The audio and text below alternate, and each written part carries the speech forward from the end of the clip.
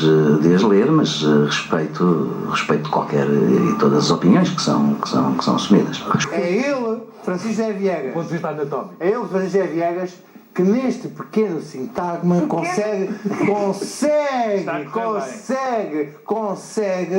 consegue de alguma forma sintetizar o espírito do povo português neste momento, porque estamos num ponto em que queremos mandar não só os fiscais, mas o próprio Gaspar a esse sítio. Portanto, Francisco Viegas... Não é mandar ao sítio, ainda não percebeste. É mandar ao ato. Estás a ver. Portanto, Francisco Viegas, enquanto governante, encarnou o espírito de um povo de o espírito do tempo. E o espírito do tempo é mandar o Gaspar tomar. Portanto, esteve muito bem Francisco José Viegas neste momento. Muito bem. No seu calma. Voltemos então à medida em si. A medida em si não se trata de uma medida... É uma medida já de inquisição fiscal. Há aqui qualquer coisa que nós recuperámos muito bem de há 200 anos. Porque não se trata já nem de terror fiscal, nem de salazarismo fiscal. Não, isto é inquisição fiscal. Porque nós estamos num tempo em que de repente ouvimos dizer assim: o que se passou com o nosso vizinho do lado? O nosso vizinho do lado foi apanhado pelo fisco e desapareceu no calabouço social. Foi por ali abaixo e deixou de ser classe B para passar a classe C. Desapareceu. E o que é que se passou? Foi apanhado pelo fisco. Mas nós nem sequer sabemos o que é que se passou. Se foi uma justiça, se foi uma injustiça, se cometeu um crime, se terá cometido um erro em 2010 e aldrabou. Não, nem queremos saber. Apenas sabemos se eles foram apanhados pelo fisco.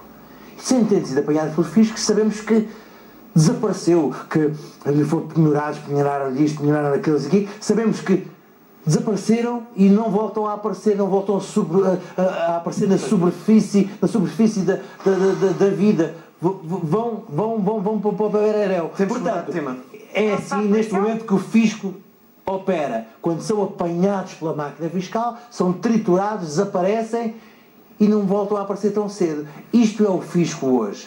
É uma máquina que aniquila pessoas e que nós sabemos que pode acontecer a um de nós um dia. E isto chama-se terror, inquisição. Isto não pode ser. Isto é usar as pessoas, é criar nas pessoas o pânico, o medo, ao ponto de querer que as pessoas, por causa de um café, persigam outras, persigam comerciantes.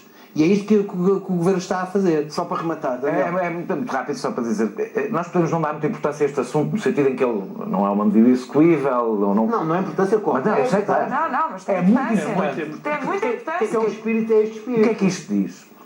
Para além do espírito, mas é que o espírito, para mim a questão do espírito policial deste Governo não deve ser só o Governo tem este espírito policial. É porque quando há um divórcio entre o Estado e o povo, quando se quebra, como eu estava a dizer há bocado, este contrato permite que todos cumprimos as regras, só resta a violação do Estado de Direito. Porque o Estado de Direito baseia-se neste contrato. O Estado de Direito baseia-se neste contrato. Quando as pessoas olham para quem os governa como um grupo de bandidos, quando olham para o Estado como o único que tem como única função de levar-lhes o dinheiro, o resultado para o Estado continuar a impor a sua vontade só pode ser assim. E, portanto, eu acho que isto esta é estúpida e ineficaz. Mas a seguir, se continuamos por este caminho, as próximas não são tão estúpidas nem tão ineficazes. Mas tu estás... E não só do ponto de vista fiscal. E não só do ponto de vista Daniel, fiscal. Porque um governo, por exemplo, que já se percebeu, este governo está-se nas tintas para o que as pessoas pensam sobre ele. Acho que é a primeira vez que acontece um governo em Portugal, a democracia, está-se borrifando para o que as pessoas pensam sobre ele. Não, a forma como falam, a forma como falam, parece haver uma... Tanto faz. Pelo menos o Gaspar, então isso é evidente. Sabemos que há aqui uma revolução em curso, há um gigantesco prédio em curso, destruir uma série de coisas para fundar algo que eles também não sabem o que é. Mas aqui a parte da engenharia social é fazer de cada um de nós um bufo. Fazer de cada um de nós um fiscal das finanças. Que nós não somos. E depois, e com isto termino, há aqui uma parte que é aquilo que mais destrói a confiança entre os cidadãos e os governantes.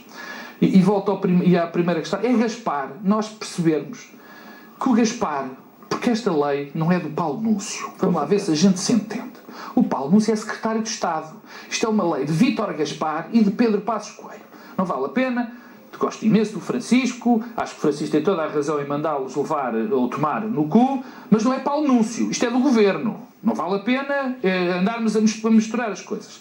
Mas o que eu quero dizer com isto é o facto de Gaspar não ter a noção de que esta medida é politicamente inviável e que cria um problema grave, que é quando os representados olham para os seus representantes e ouvem-nos assim dizer: mas estes gajos não sabem o que é que estão a fazer. Isto é terrível para o governo, e não só terrível para o governo, mas terrível para a democracia também. O pagamento de impostos não nasce exclusivamente da coação do Estado. Nasce da ideia generalizada. Se as pessoas, na sua generalidade, decidirem não pagar impostos, não há Estado coercivo que consiga lhes cobrar. É porque existe a ideia de que por trás o pagamento de impostos é certo, é correto, é justo, de uma maioria. Claro. E, portanto, há uma minoria que foge e essa é possível controlar. Se for a maioria a fugir, deixa de ser. E porquê é que as pessoas deixaram de achar que pagar impostos é certo, é correto? Porque o pagamento de impostos depende de 4 ideias rápidas. Tem que ser justo, ou seja, as pessoas têm a sensação que dão corresponde ao que recebem em troca, mesmo que não recebam só elas, o conjunto das pessoas. Ou seja, eu dou mais do que outros, recebo o mesmo que outros e, portanto, considero que estou, e essa é a segunda regra, que o imposto é redistributivo. Ou seja, além de eu receber qualquer coisa em troca, redistribuo parte da minha riqueza. Quem tem mais, não é? Que é razoável. O fisco não se pode transformar em confisco.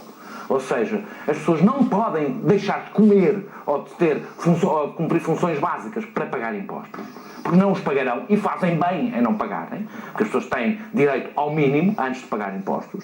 Não tenciono pedir fatura pelo menos até o momento. E sempre pedi fatura. Porque acho que pagar impostos é um dever. Até o momento. Até o IVA passar para um nível decente que não acabe com as empresas. Porque há um nível a partir do qual nós temos direito à desobediência. É quando o fisco, por exemplo, se transforma em confisco.